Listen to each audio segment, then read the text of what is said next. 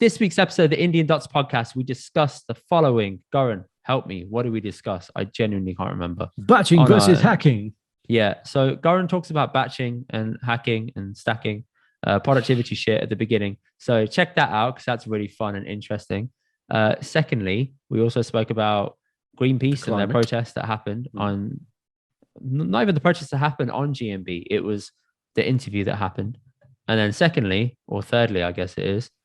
Thirdly, we discussed how if you are a person in a position of power, can you relate to those beneath you who aren't in power? And it goes off into some mad little tangent about football and kind of just, if you've got a track record of doing shit, you still get rewarded for it. So there's hope for everyone in the world. Anyway, we'll see you guys there.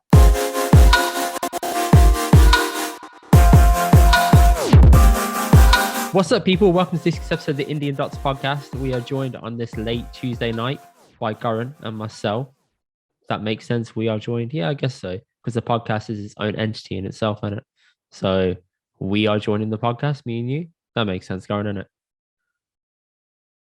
That makes sense. Cool. If you say so, yeah. I agree. Sure. I concur. Thank you. Karan, tell me what's been happening, man. You've been a bit quiet this week. Banda's barely replied to messages. Disappeared. New job. Acting like he's got a new wife. New wife, mate. Who's the new wife? Mate, I don't know, man. But you've been moving as if you got a new one. Honestly. Oh my God. Everything bond, communication bond, speaking bond, life bond. All podcast dates bond, rescheduled. Yeah, you weren't happy about that, were you? Especially the live. I'm not bothered, really, but I'm like, oh, okay, what's been going on? Like, this guy's changing everything. Yeah, it all revolves around the new. It's a new role in the same hospital, but it means until I settle in that I have to do all these weird shifts, which can be like tomorrow I'm working 5 p.m. till 2 a.m., which I haven't done like a shift like that in like 5 years, man. 5 years, 7 years, been a long time. Karan, do you want to do this? Well, your role is your role. The role itself is good, but these are just teething issues. It's, before you get to what I had before, obviously I'd built up over 2 years. And then I got into kind of the optimal thing. And then obviously that finished. So this new thing, opportunity came up. But you've got to earn you got to earn the right, you got to earn the respect. So you do what you have to do, man. But do you want to do it? That's what I'm asking you. Yeah, I like the role. Some of the timing is a bit weird. It's not every day I do that weird shift. It's like one or two. It just happens to be on the day we're in the podcast, isn't it? Yeah. Absolutely. But as you'll see, there's some dates where we haven't moved the time in May. Those are days where it's normal time. Yeah. Very true. I will happily admit that. Well, anyway, I'm happy for you in your new role. And then, like I said, I got family over from India, so spending a lot of time with them, trying to not be on my laptop essentially. So I'm batching everything together, just banging it all out. What's batching? Because I tried telling Sam this and she didn't get it. I called it stacking, but yeah, go on. So tell me what you said to her. What was your explanation? I said, do you ever do stacking? And she said, what do you mean? I said, you do like 2 tasks at once. Like you'll talk to someone and do something else around it. No. That's called multitasking, man. That's not called stacking. No. Like, what you Morrison? You're Morrison's. Like batching, Morrison's, stacking, bro. Something like that. No. 2 different things you're talking about completely here. So what you're describing there, maybe you call it stacking. When you say stacking, I think you're like Asda or something, man. You're stacking shelves or something, man. Right? Then my brain kind of goes to Slacks. Is it called Slacks? That program that everybody uses for like team management. You use that, don't you? You mean Slack? Yeah, Slack. Right. So that kind of popped in my head. But then what you described is multitasking. You're saying you're doing 2 things at the same time. No, it's not. Like it's not just multitasking. It's like doing life admin tasks at the same time. There's a certain phrase for it. It's not called multitasking. Say your last begin. Doing multitasking, like life admin tasks together, like all at once. So give me an example. So like, give me an example. I gave you an example. Like, okay, I'm cleaning and I'm talking to someone on the phone at the same time. Realistically, you could do one and then the other if you wanted to, but in the interest of time, you try and do both at the same time. Yeah, bro, that's called multitasking, man. That's been around for hundreds of years. I swear. So batching. Okay. Maybe that is a term. But what you're describing is multitasking. That's what I'm saying. Your term is fine. But that's not batching. So batching is how often do you wash your clothes? Depends. Give me rough estimate. Like as soon as I've worn it, I tend to try and wash it. Yeah. What I mean is, do you turn the washing machine on every single day? Probably about 3-4 times a week. Okay. Why don't you use it every single day? because every single day you always have the clothing railing out. It's annoying. Okay. And And do you have a also, you dishwasher? don't have enough clothes every day. True. Do you have a dishwasher? No. Okay. If you did have a dishwasher, would you use it for one panda or would you use it when it's completely full? Oh, for everything. Yeah, for everything. Yeah, that's it. That's all batching is. So instead of doing lots of little, it's mainly around admin type tasks every single day. So for me, that's invoicing, checking emails, scheduling. A lot of what I do is scheduling. And the main three things, thanks to you, scheduling now, are podcasting, gym, and coaching sessions. And basically what Shindy wants me to do is to try and put most of those things on the same day. So it frees up the rest of my days rather than what I used to have before, which was one day for podcast, one day for gym, one day for coaching. And then all my weekday evenings used to go. So now they're all pretty much. So one day in the week. Same thing as what I was on about. You're doing the same thing at the same time. No, or bro. same day. The term. Maybe I said the wrong thing. It shouldn't have been stacking. It should have been batching. But I'm sure I've heard of that applied to like life scenarios, like just doing shit at the same time. No, but it's not the same time, is it? It's not exactly the same time. I wouldn't be in coaching on a podcast. That's multitasking. Yeah, but you understand the point. The point of batching is stick things together rather than doing things all the time. It's like I check emails twice a day. I don't check them every 5 minutes. I don't reply every 5 minutes. Twice a day. That's it. Everything will be into that. As an example, I'm not going to share the screen, but so like I said, I got family here from India, but I know there's stuff I need to do, appointments and meetings I need to set up. So on the 1st of May, it's the bank holiday, the day you've got with wifey. I've got a list in the morning of like 10 things I need to do. And between now and then, anything that pops in my head that I don't need to do now, doesn't need to be action now, just gets added to that list. Then that will be addressed on that day. So that's just outsourced out my brain, not taking up time and energy. It's batched. That's batching. I see. Yeah, I kind of do. I can see the merit in it, I guess. Batching's only useful if your life is busy. If your life is not busy, you won't see the point of it. You see what I mean? If you've got nothing to do, then you're not going to batch. Okay, so hang on. So would batching be seeing friends at the gym whilst doing gym? No, oh God, you really got this wrong, man.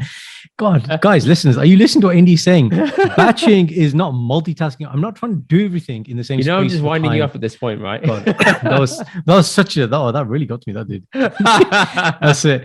Just go to the gym with my PT and tell my friend, yeah, how you doing? Oh yeah, how you been? What you been doing? Yeah. Oh yeah, sure. Yeah. I can still see if that's possible, but yeah, okay. All right. No. What I may do is go to the gym, meet a friend for dinner, but it still wouldn't be called batching. That's just you're talking about doing a bunch of tasks on the same allocated day and time. Correct.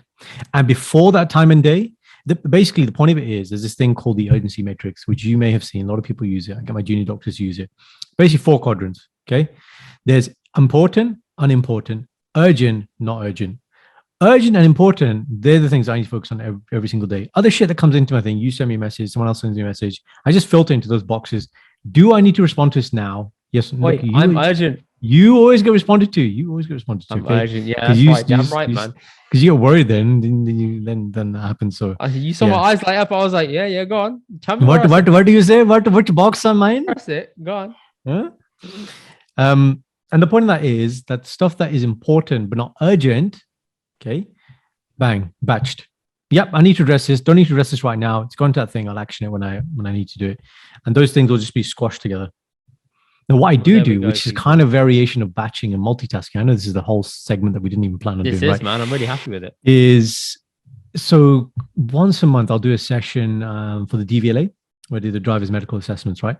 And basically, I'll see like my clients, it's a 15-minute assessment, but I've got it so down now. Like I have such a process that I can get through it like quicker than I need the allotted time. So on that day, I always batch a lot of like scheduling type tasks because in between those clients, bang, bang, bang, bang, bang. So it's just a well-known productivity hack, guys. If you want to get work done, sometimes changing your environment, an environment that forces you to be productive, right? An environment where you know you got to get shit done will get rid of the procrastination is what I find. So that's why, sometimes after a gym session, for example, I go to Pure Gym, there's a Mackey's there. I'll go and get a coffee. I'll sit there with my laptop. And within an hour, what might take me a couple of hours at home because I have distraction, procrastination, other comforts, which I don't have in McDonald's. My only sole reason to be there is to work, means I get it done. You're so with that in mind, if you go to Mackey's, you don't buy food. You just sit there and have a coffee even after a workout. Yeah. You're disciplined, man. I'll give you that. Fair play. Yeah. No. Don't be, I have times for McDonald's, but that isn't the time. My laptop's there. There's a clear purpose. right? So with that in mind, this work I do for the DVLA sometimes, that's a perfect opportunity for me in between seeing clients. I'm there for 4 hours anyway, but in between seeing those clients, I will get so much stuff done. Scheduling, emailing, requesting. And remember, a lot of things that you need to action, sometimes you don't get instant responses. Obviously, WhatsApp, you will, but a lot of stuff I just need to put out to email. I need to submit things, I need to get quotes, blah, blah, blah, blah, blah. It just means I bang a lot of things out. There we go. And the point of that story was that is an example of multitasking and batching. So that's how they're different. You see? Combining the two. Combining the two, because I batched things for that day, but when I'm there, I'm doing something else and I'm doing that. But in between, I'm not seeing a client and doing it at the same time. So it's a variation of multitasking. I could go about this all day. There could be a whole podcast on productivity. Let's not do that. Let's not do that. But you guys, if you want to know and you want some productivity life hacking, then you come to me. Okay. Yeah. You don't come to Indy. him, he'll split you into 4 quadrants. He'll be like, that's not important. And then you'll get a reply on May Bank holiday. So bear that in mind, people. Bear that in mind. You were listening. That's pretty good. Well, it depends. Obviously, if you want to be in that urgent and important box, then, if you pay me a really good sum, then, you're going to be bumped up to there. So there are ways around it. Okay. There are ways around it. I'll pay you with love. Okay.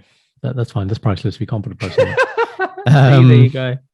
After you've done my productivity training, I then send you to Sanj, and then Sanj would deliver her productivity training. And then you really would be, imagine me and Sanj together, combined brains in one person. My God. There would be no we'd be. However, I don't think there would be any flexibility for doing things outside of the regimented routine. Who needs to do anything outside of the regimented routine? That's the question. Why would you need freedom? Freedom. The routine is the freedom. It's just the way you look at it, brother. Communist loving. Yeah. It's too much, man. Too much. Yeah. Well, okay. Well, that was eventful. Didn't expect that to happen. Thank you. Appreciate it. Mm-hmm. All right, let's jump in then. So, Karan, sent you a clip earlier.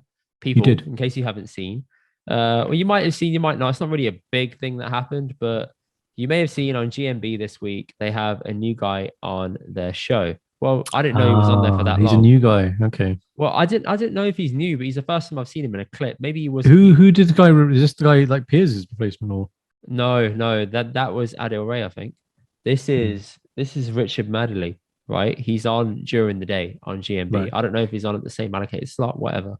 But he had a Greenpeace protester on, the lady who's in charge of it all. Her name was Miranda something. Hang on. Miranda Wheelahan. Yeah. Mm-hmm.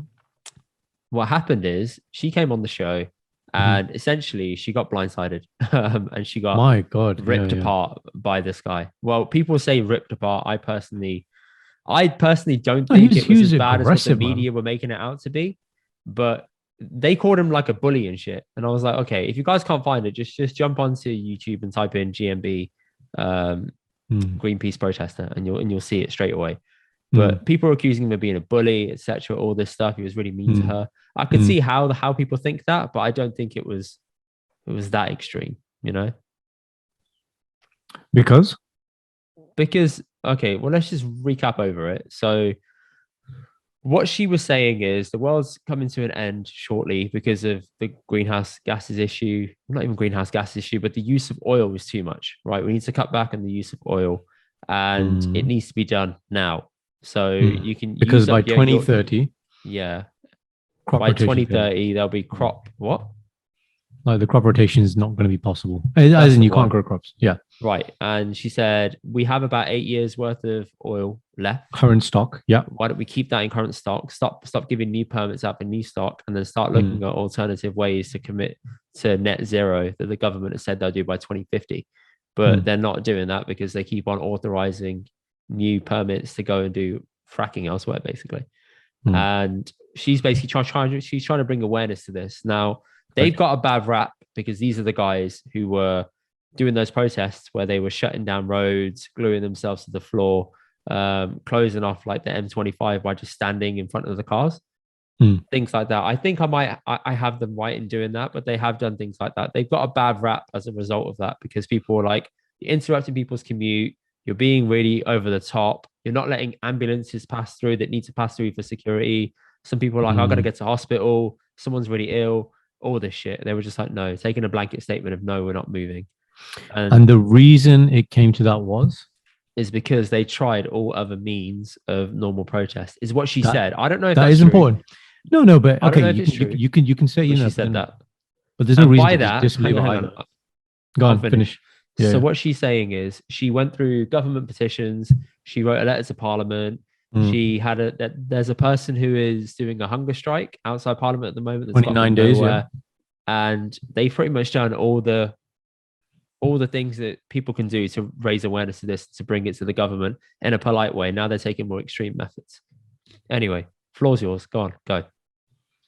Yeah, so look, I think that there's no reason to disbelieve her. That's the first thing. Okay, if she's saying she's done peaceful things and she's someone who can, I think, would easily be able to show the audit trail of emails and da da da da da.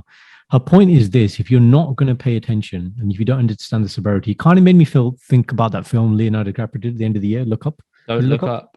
Don't Look Up, right? Where people are like not understanding the severity and the gravity of the situation, right?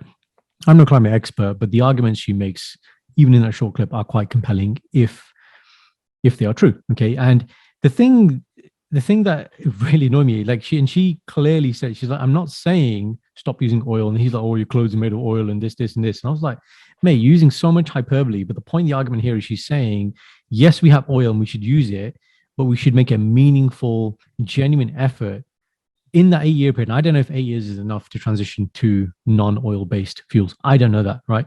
But if it is, that's the point she's making. She's not saying, oh, from today we should stop using oil. She's not saying that, but he made it sound like it was that. Of course he did, because what he's trying to do is, yeah, what is he trying to do? He's trying to pander to his audience, right? Because obviously all of his audience is saying, we don't like this person.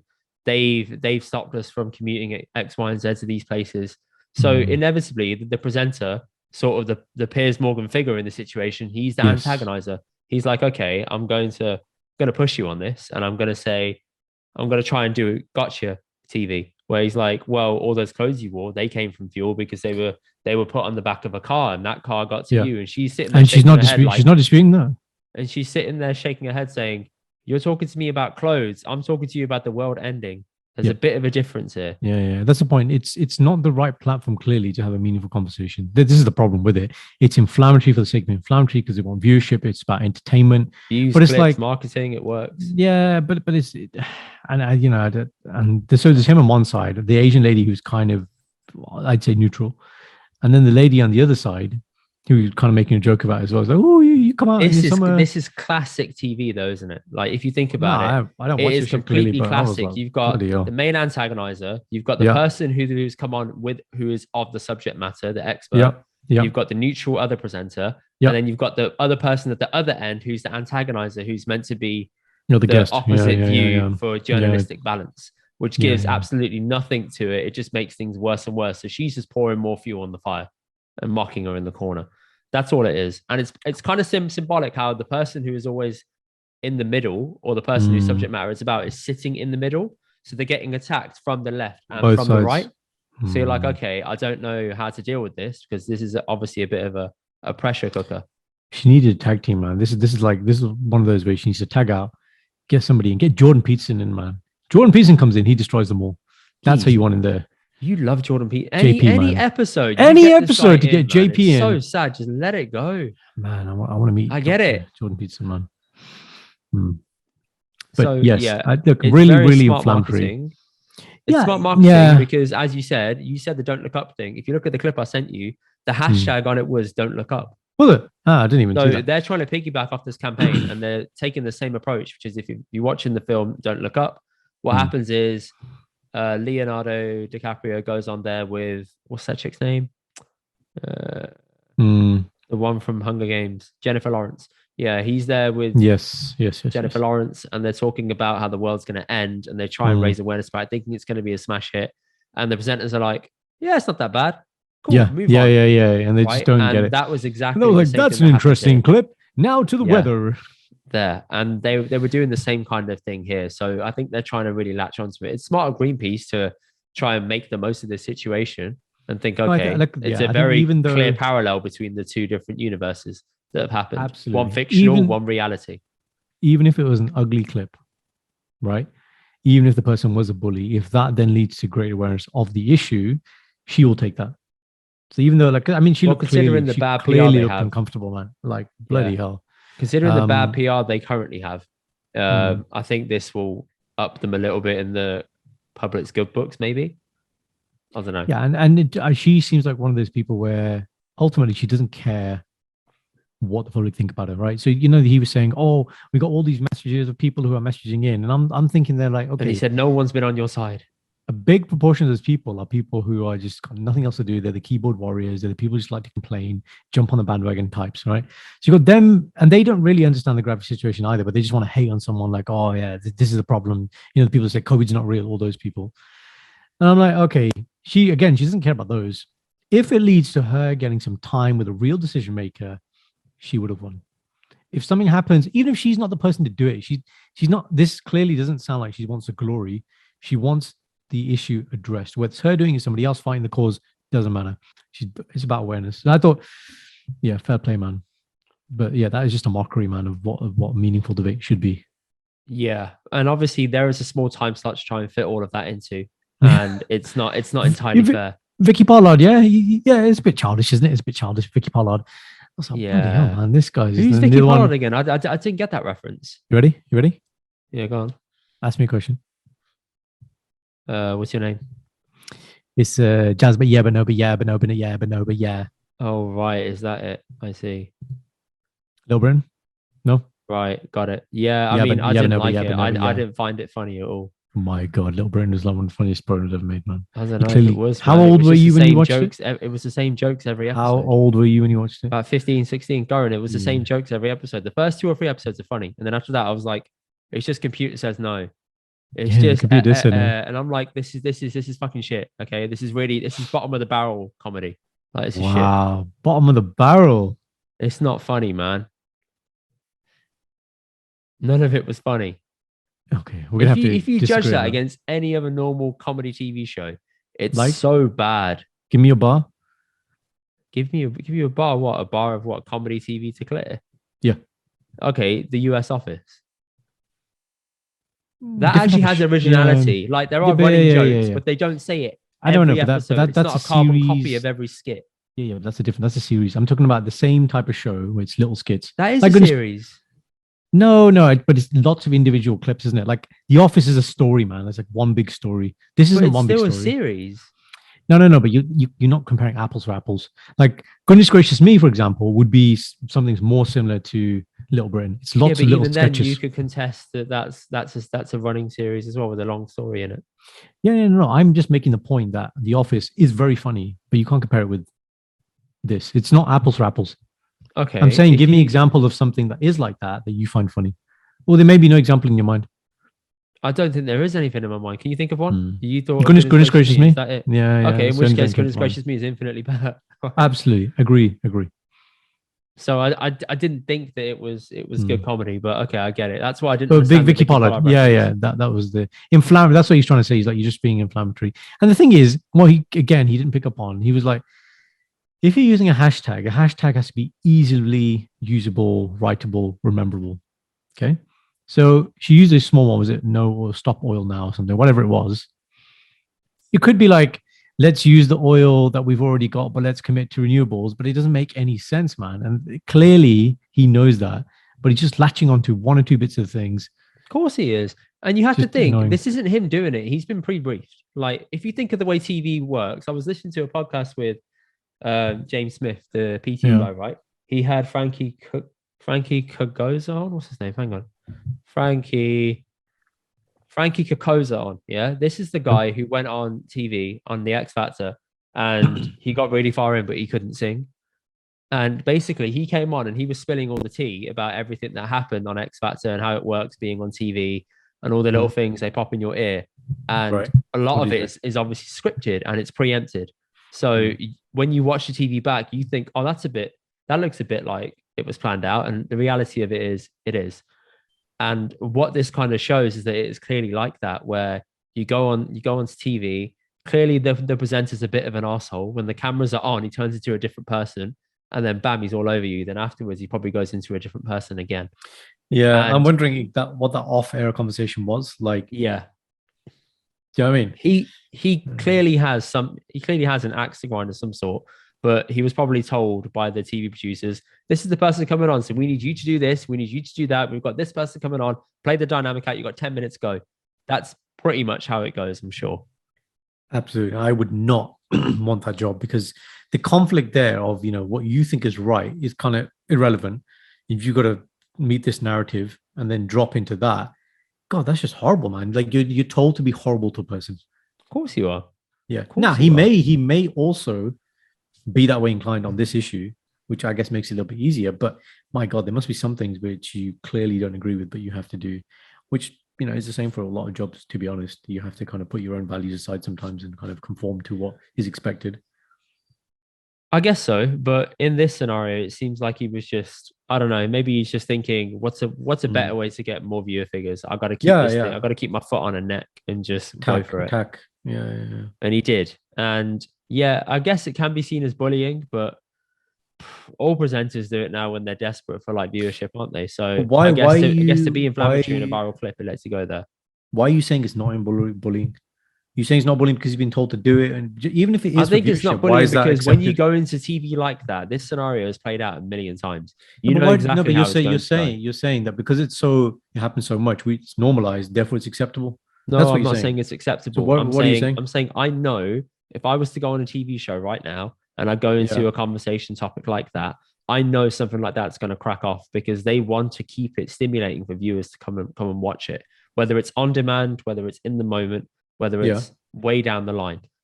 There has to be some sort of dynamic there. It's similar to how, have you watched The Morning Show on Apple? Yeah. It's exactly like that, where you can see all this shit behind the scenes. And I'm sure a lot of that definitely happens on TV networks. I've seen many TV network TV shows like The Newsroom that shows exactly the same scenarios play out, where you have to go on and toe the line and do X, Y, and Z.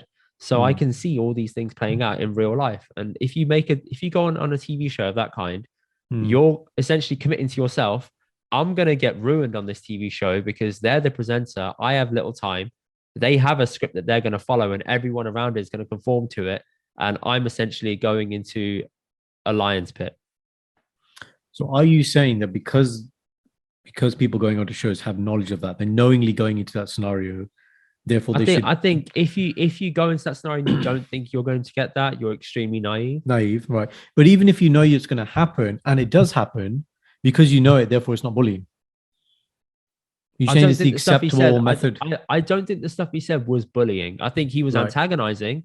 I think he was trying to get a rile out of her. I think he was doing gotcha, but I don't think it was bullying. Right. What would in your mind maybe my bullying? Definition and somebody else's is exactly. Very different. So tell me that. What would if so you've seen the language he used and sentences, how he constructed it. What would he have to say in your mind for it to constitute bullying? I think he'd have to probably comment on something about her looks, or maybe he'd have to comment on her demeanor, or maybe he'd have to comment on the way that she thinks, which I don't think he did sort of veer towards that, but he was pushing back against the message, not her as a person. Right. So that's your distinction. Okay. That's the line. Fine. He didn't push on her as a person. He pushed on the message. So that obviously gives you a get out of jail free card because he could just come out and say, well, I was just debating the topic. Yeah. But like you said, like towing the line, there's obviously a big spectrum of how you do it. That's why I see that. Why do you think it's bullying? No, I actually, that's a good differentiation. I accept your argument there. Did you think it was at all? Like, were there any shades for you? But that's just for me that I guess, the environment I work in, if somebody's like that in a hospital, like microaggression for us, like all aggression is the same for us. Like, the whole zero policy thing. And obviously we don't have scenarios where we'll need to debate in this style. Like if somebody doesn't listen, like patient doesn't listen, they have capacity, you say, thank you, bye-bye. And you don't need to convince them. But I like what you said there, how you differentiate between the person and the subject matter. That is important. I think you have to, because obviously a lot of the main headline is going to be, okay, so think of it as like a funnel. You fucking love funnels, yeah? Think of it this way.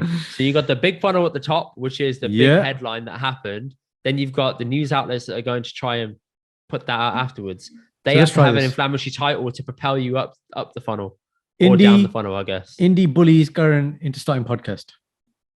Sure, let's go with that. Right? That's exactly how it is. So yeah, you're pushing people towards the article to get more and more eyes on it. It's quite genius, really, if you think about it. If you're playing the system, it's a good way of getting it done. But I don't actually know what the correct way for Greenpeace to go about things in a way now to get things across or get the message across accurately. I don't agree with the extreme methods that they're using, but I don't know what other ways you can take. It's Yeah, look, I similar think to it's- how what's that woman called? The one that came back from being held abroad for all those years. Oh, The recently, reporter. yes. Yes, What's I her know name? you're on about. It's only recently she got released. Yeah. Nazim. No, it's not. Keep the conversation going. I'm gonna look. Hang on. So this is just like before when Indy froze out. And I actually thought you were listening the whole time. Your eyes were open. You were looking at me and kind of like you're looking now, not really moving. Yeah. Cheers. But he's still there. Found it? Nazanin. There you go. Hmm. Nazanin Yeah, what was your Zaghari point there? Basically, it's similar to that, where her husband tried to do everything possible to get the message across to the government. He tried hunger strikes, he tried petitions, he tried protesting, tried everything he could. Reality is, politics always wins. The reason why she didn't get released, and she says this herself, is because the UK owed Iran a debt and they held it in ransom until that debt was paid. And she got released when that debt was paid. That's it. It's that simple. So a lot of it boils down to politics, really. If it's in the government's interest to do that, regardless of how much coverage it's getting, they know it's cyclical. It will come and go, and they'll move on past That it. is a very good point. That last point you made there, because you look at now, Rishi Sunak and all the thing about. Well, we're going to using- come on to that in a sec, but yeah, go on. All right, fine. I won't go into that specifically, but the whole thing of, we had this point where Boris needs to leave. Parties in number 10, no transparency. He had all this flack, votes no confidence. All this shit was being talked about. And now no one cares. Come on, I wait. think people care, but what it comes down to is the timing of it all, right? Yeah, so the war's there now. Like, you can time anything perfectly, Karan. Like if you put out a big headline that is completely false, and you issue a message afterwards that says, sorry, we were incorrect. As long as you issue it, it doesn't matter where you issue it. What people have a memory of is, I saw on the front page on this day that headline. They can put it on page 36 in a small little column saying, we need to issue a reinstatement about this article. It was wrong. We shouldn't have said it. We apologize. Bam. No one's going to get to that page because no one sees it on the front page. But it's been published. Yeah. But it's been published. So they've done it. Yeah. So that's similar to how things play out in the real world. You can say that all this evidence is there, but it's just like in Don't Look Up. People are like, oh yeah, okay, cool. Kind of happened a while ago, though, didn't it? Yeah, we should let it go. Or if you've got the media in your pocket, you can control the narrative. It's quite simple. Yeah, when we simplify that, it is really that simple. It's exactly where the attention is. That's where people will go and people will focus. You but must yes, have if it's seen- in the government's interest, that's the key thing here. Yeah. That is the key. And look, they may get a meaningful discussion out of it, but even that doesn't guarantee the action that they want. But if you're in that position, you really strongly believe about it, then you'll do whatever's necessary, isn't it? And I think if you've evoked all the normal channels of diplomacy, Yeah. you do what you got to do, man. Now it's easier in the scenario of the husband. I think a lot of the public would sympathize with it a lot more, right? Whereas when this is Yeah. now if you think about it, that's one husband trying to get one person back, right? What they're saying is altruistic. This is like thinking about the whole world, and it could be like the end of generations, the end of the world. This is much bigger. So they're potentially it's about much more. But that's people. a much longer term issue to fix. So I can see why it's a longer term thing. But even then, if you look at the slow pace the government did for a person, do you think they're going to have a faster pace for a worldwide issue? No. It comes back to the box, man. It's important, but is it urgent? This is the point. You're telling me that they got baby. a grid in the government. They've got a saying grid, this, man. And they're like, yeah, important shit, urgent shit, not important. Yeah, this is the important and urgent PM increasing oh my pay. days! Imagine that. Imagine that's they're really actually using that. Mate, they're just knowing it. But like in the film, when the asteroid was like, oh, we can see it now and it's coming. Oh shit, that became urgent and important. Yeah. Right. It's too late now, mate. You can't do so shit. For the NG people, it's that. They need, whoever it is, they need to see some sort of tangible, this is the negative consequence of this. And it's real and tangible and it's going to happen. Just as a side note, this is how powerful the media is. You remember, have you seen the BBC set where they've done a full series on Rupert Murdoch and the Murdoch family and how it's run? No, I haven't seen it, but I know of the It's series. really Yes. good, right? And in it, I didn't know this, but the way Tony Blair came to power was Mm, all the newspapers that are run by Murdoch essentially got their weight behind him, mm. and they jumped on board and pushed through New Labour for everybody to go and vote for them. And then as soon as Gordon Brown came in, he didn't hold the same relationship and got pushed out. And David Cameron seized the opportunity to get in Rupert Murdoch's good books. And since then, it's been the same way. Each person that's taken power from the government or in the By the government press. Mm. has had the press's backing because they've bent the knee to Rupert Murdoch.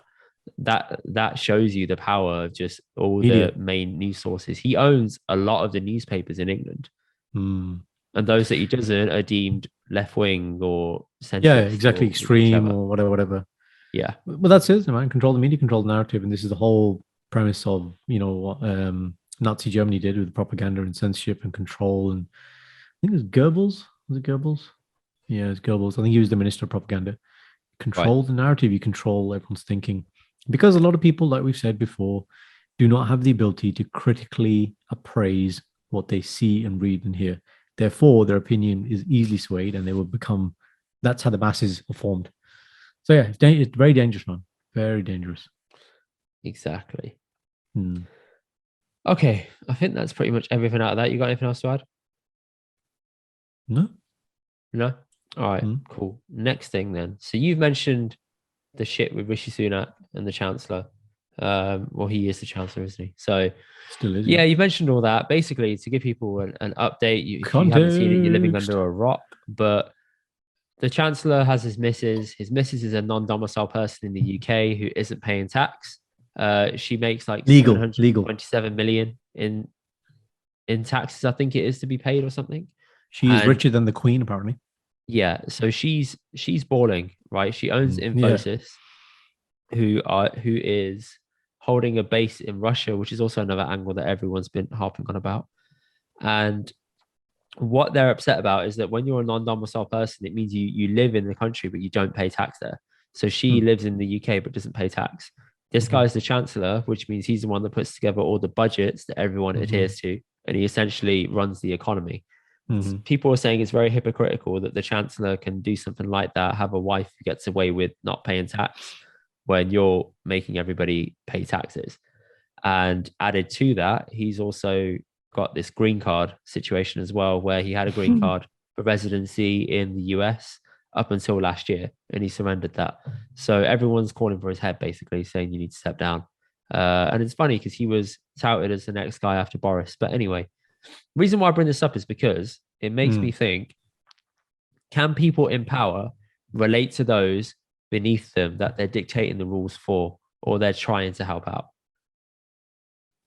So I Mm. was thinking this and I was like, is this true? I don't know. I don't think you can accurately put yourself in another person's shoes. So can a counselor relate to Mm. someone who is an addict or going through rehab? Unless they've been through it, you kind of can't, can you? I mean, that's a really, I'd say, good and extreme example. Yeah, absolutely right. And we talk about this a lot in hospitals about the difference between sympathy and empathy. Yeah. And you would have heard me, Indy, when we do the medics weekends, and we have actors, and somebody's, for example, got I think it's the angry patient station, and then one of our students will say, "Oh, I know how you feel," and to which the actor will say, "Well, do you? Do you know how I feel?" Yeah. Because unless you've been through it, you don't really know. You can only imagine. So I agree. Yeah, I think if somebody has had affluence for most of their life, and Yeah. Rishi's wife is obviously very very affluent. Um, when you're bringing in laws and your legislation, you're looking at spreadsheets, you're looking at budgets and all this kind of stuff. Goran, you saw how this guy tried to pay for a flipping Coke or how he tried How to pay did for his how petrol. did it try? You didn't see?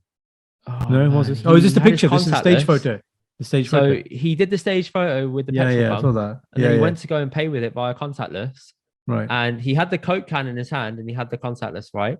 The guy had the scanner. He held it up. He put his card to the scanner to pay, but the guy was trying to scan the Coke. He didn't know where to do contactless, basically. Rishi. And I'm like, are you that out of touch that you don't know how to pay for something by contactless? So you don't know how money works?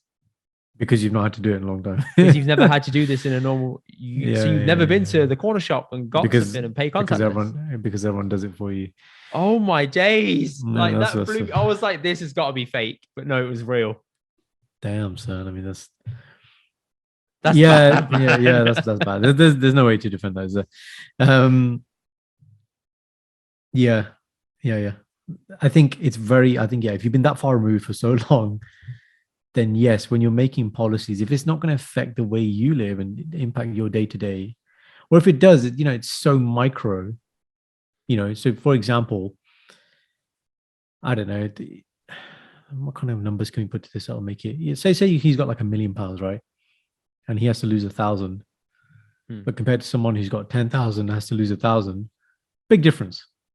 Yeah. I think that's what it is. I think, and obviously they operate at this level, which is kind of above, the eyes of whatever. If you're making the policy, who's going to look at you? Well, Until they this try to shit operate above the law, but yeah.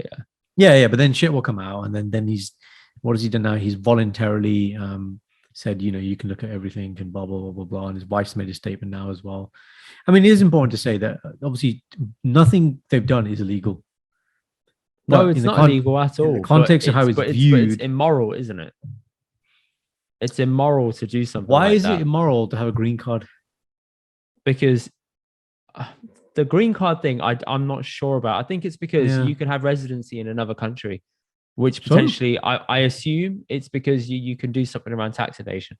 I don't know. I don't know, but that point wasn't made really clear. That kind of for me, when I heard it. Why should you be able to live in another country when you're meant to be a member of the British government? So you should only have residency in England, really, because you're part of the British government. See what I mean? What they didn't make clear in the statement is he? I presume he's British citizen. Because you can't have dual citizenship. You can't have dual citizenship. That's not that is a thing. But for me, it felt like a tag on. It was like, okay, they're talking about the non-dom and this, and they were like, and he's got a green card, and I was like, yeah. And what's your point? Nobody's making the point. I want to hear the point. So that's one thing. Let me look at the point. Then, look at the point. And then with the wife thing, it's one of the things. Sometimes I think, okay, so she's living here, but she's not a citizen from here. So technically that's fine. She's not doing anything illegal. And when you're playing at her level, that's a lot of tax, man. And it's not tax evasion. It's because it's a legal loophole. But the way it's viewed, I understand it's skewing now. Obviously, okay, she's making the statement about I'm happy to pay tax here. But that's almost like everyone's saying, well, it's a little bit too late kind of thing. You wouldn't have done it unless somebody has. I think it is too late. And I think they've only done it to keep the safe face. That's it. Yeah. But then the other part of the thing was about, Rishi was going to step down, People were saying that. Don't think that's going to happen though. You found it? Yeah. I can read this out. Are you ready? Go on. Okay, so Mr. Sunak had a green card until October 2021. More than after 6 years, he became an MP, and over 18 months after he became Chancellor. It's a status that requires you to pay US tax on your worldwide income and pledge to make the US your permanent residence. His spokesperson confirmed that he had filed tax returns while he had the status, but specifically as a non-resident, but in full compliance of the law. They also said he had only used a green card for travel purposes and he had returned it ahead of his first official visit to the US. While it is unclear whether the status conferred a tax benefit to the Chancellor, it's called into question whether a resident of a foreign country should be responsible for the UK's finances. Yeah, that's what I said. Okay. Yeah, it makes an argument. That's fine. That's fair. I think that's a fair argument. That's a fair argument. Yeah. Rishi. So there we go. But he is Rishi Rich, isn't he? Pretty much, man. Do you think that people can do that though, that they can relate to it? Because I think if you don't have people that are not holier than thou, but a little bit removed from the situation, you might have a sense of over empathy or like a hero complex where you're like, well, I made it out, you can make it out. You see what I mean? So I guess it sets a dangerous precedent that if you only have people in tough situations, they can only help people in equally tough situations. I don't think that that's suitable because I don't know, man. Are there any examples I can give that make this stick? I can't think of any. Yeah, but you look at, most people it doesn't. Okay, here you go. Let's use the addict one, right? It doesn't mean every recovering addict should give other addicts advice and they should be like, okay, this is the best way to break out of it. We're like, well, you're still kind of going through it. Are you sure that that's right? And I'm not saying that they're tarnished forever, but there's got to be some that have like an external point of view as well to see how things are looking because they might be too close to the situation. That's fair. But most people that make it into office, are privately educated. They go to certain institutions, they go to certain schools, certain universities. It's all, who boys club type thing. And so if you're so far removed from such a young age, how's that ever going to change? As in, this is a bigger point you're talking about here about do you relate to your constituents and therefore the wider population? Yeah. So when Matt Hancock, he went on Diary of a CEO, right? And He went the on that Diary of show? the CEO guy asked him, he said, why would Stephen? you culture? Huh? Yeah. Is He this was on it recently? about a month ago. Oh, I'm going to listen to that. That'd be Nothing interesting. juicy was on it. It was okay. It wasn't great. Why But did Stephen want him on there? listen to it and you'll find out he kind of just touches on it a little bit and he says Okay, like go on. why. But his main point is I'll have on Mm. who I want to have on. I shouldn't have to conform to what everybody wants me to have on. I just wanted to have him on and talk to him about his situation and what had happened.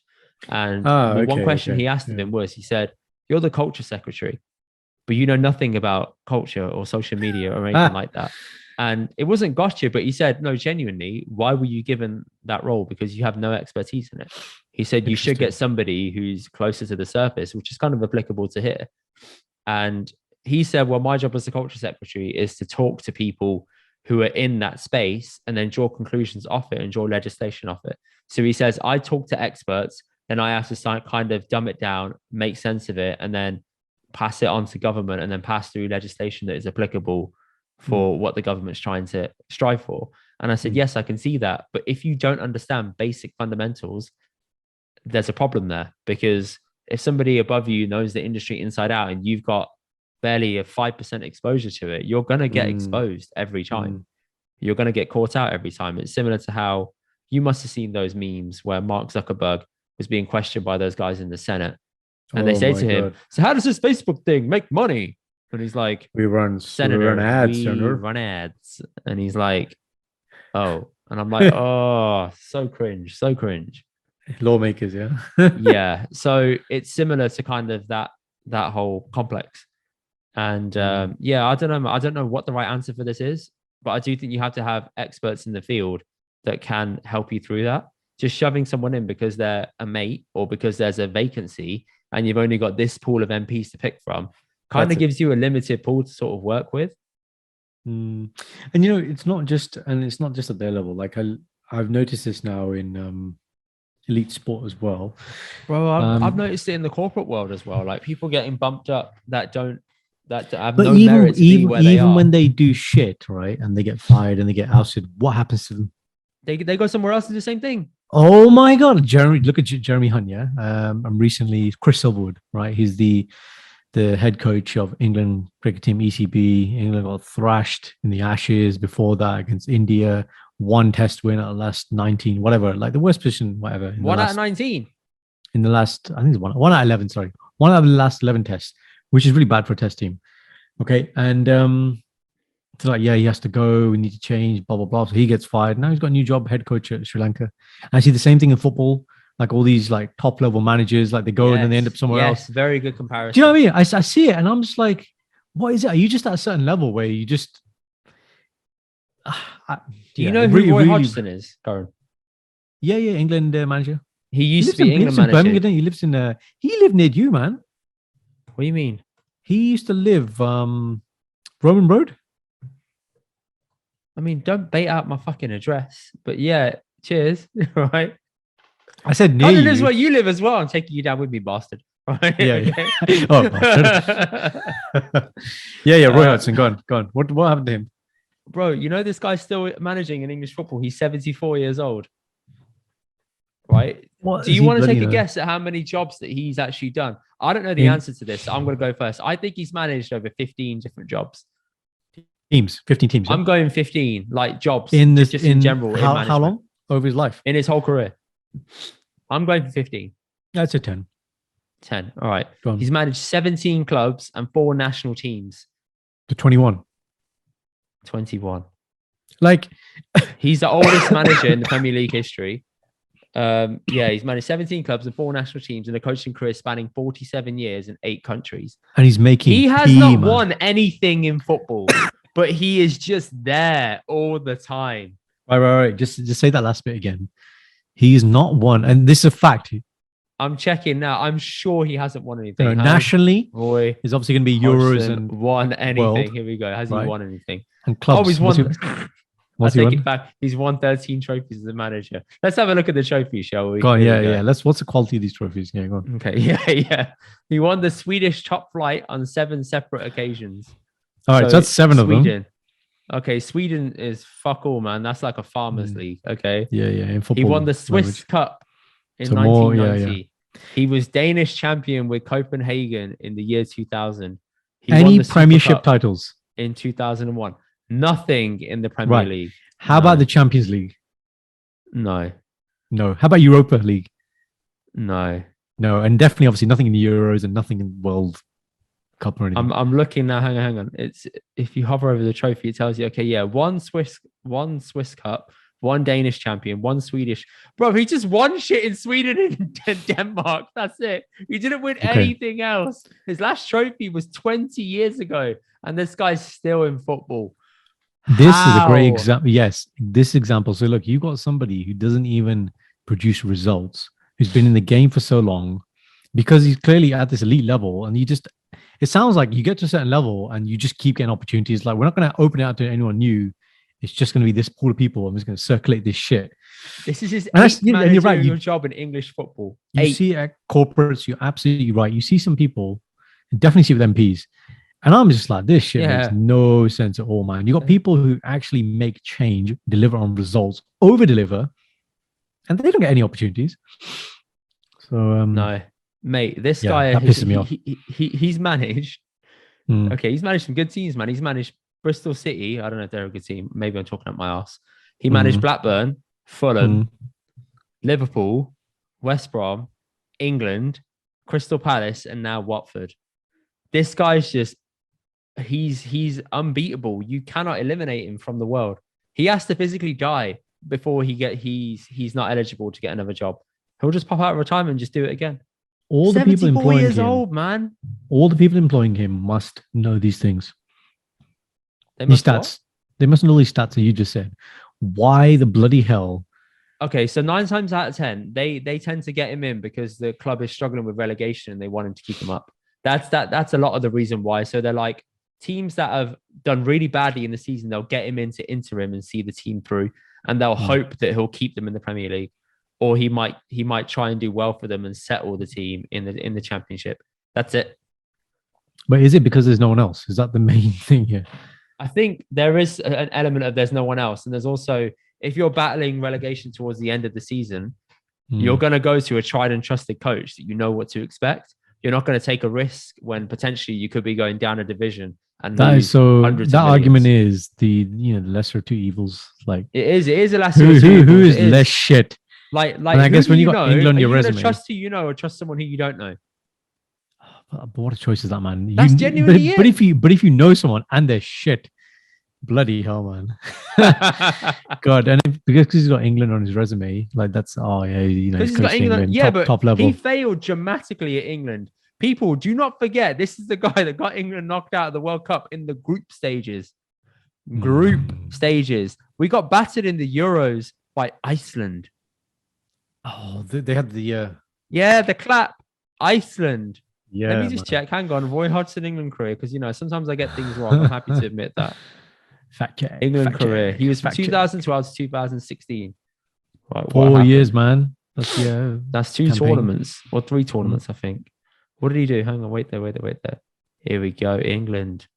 Right. Give it. Yeah, here we go. Euro 2012. What did he do? England drew 0-0 with Italy, and we went out 4-2 on penalties. You know what? We've lost so many penalty shootouts. I genuinely cannot remember which one that was in 2012. Cool. Right. Next. World Cup 2014 qualification. So we qualified, we got through, and what happened? We lost 2-1 to Italy in the opening match. We then lost to Uruguay 2-1. We lost to Costa Rica 1-0. That's it. Then we are. And then he said, And then he said, I don't want to resign. Then in Euro 2016, I don't want to. I'm not going. His exact words were, I don't have any intention to resign. Yeah. Don't call me a prick. My name is Roy Hodgson. Yeah, that's how he talks. I live near Indy. Oh, God, man. Yeah, geez. Don't come near my yard, mate. You're not welcome. Yeah, in the Euro 2016 tournament, here's what happened. Yeah, go on. England progresses group stage runners up to Wales. Wales, right? Okay. Gareth Bale. Take that in. Wales. Gareth okay. And Bale. then we got knocked out by Iceland in the round of 16. After that, he quit. Well, there's no way to go from there, is there? Failed manager. And he still got 2 more jobs after that. Yeah. I mean, it's just this. This can't be anybody else, man. And then it's just to me, it's like, am I going to get to a level 1 point where it's just like, well, I can't happen in medicine. It's like, you don't really cure any patients anymore. You don't like I feel like in medicine, there's much more like if you fail, like if you have gross misconduct, you're out, man. You're fucking done, innit? Yeah. There is no gross misconduct in football. It's like, oh, you just did a bad job. Don't worry, mate. Maybe it was the players. Maybe it was the organization. Didn't turn up. The weather, the grass was too long. Maybe it was that. Maybe you had too many injuries. Or maybe you just shit. Right? Too many variables in it. Yeah, there's no accountability. Another example of this, clearest one that people can draw off. Remember Chelsea last year? They had Frank Lampard as manager. Okay. They sacked him. The new manager they got in won them the Champions League the same season. So we had the same players. Season. He didn't buy anybody new. He was just a better manager. Yeah. And then Frank Lampard has got another job now at Everton. This shows that the system is a little bit screwed because I get people deserve a second chance, but that is something you can't get past. You've won the biggest stage, you've won the biggest trophy in football after you left the team. Yeah, that's basically complete to like that's basically complete level 6,000. You can't come back from that. Just because you're a good player doesn't mean you can be a good manager. Completely different skill set, man. Exactly. Anyway, we've gone super off track, but going back to this. Let's give you one last scenario. Can a doctor relating to the pain a patient is going through genuinely help them? Do you feel like they can genuinely help them or not? If they do relate or don't relate? Because let's say if a patient comes in and says they've got cancer and you've never had cancer, right? Yeah. You can't relate to that. But obviously you're the one that's going to be prescribing them their course of treatment. Obviously there is sufficient training that goes into this to allow you to do something like that. Correct. Or allow you to handle that situation correctly. But the key in medicine is not to you don't overcook it. I think what a lot of patients appreciate is you need to be genuine and my favorite word, authentic. It's you do say like, I'm not gonna stand here and say that I know what you're going through. Okay. So to tell me, where is the pain? What does it feel like? And then honestly, a lot of medicine is trial and error. And I'm up front with my patients saying, look, okay, I'm going to try something. Let's see what benefit you get. If you get any benefit, if you do, then we can tweak and optimize. If you don't, then we've got other things to try. At least you're open that's about how we're going to work it out. You're saying I'm just trying shit right now. This is how it goes. If it doesn't work, that is medicine, man. But that's being open and honest about it. If a chancellor came out and said, "I'm just trying shit here, mate. I'm going to see how it goes." No, you can't be doing that. Not when it affects the masses. Doesn't fly. Because at the mass level, they want certainty. People want certainty. If you don't give them certainty, then they're like, was he fit to lead? Have all the questions. They have to look ready and confident and have it all sorted out all of the time. Tough job, man. Tough job. Because they're not afforded the luxury of being completely honest. Yeah.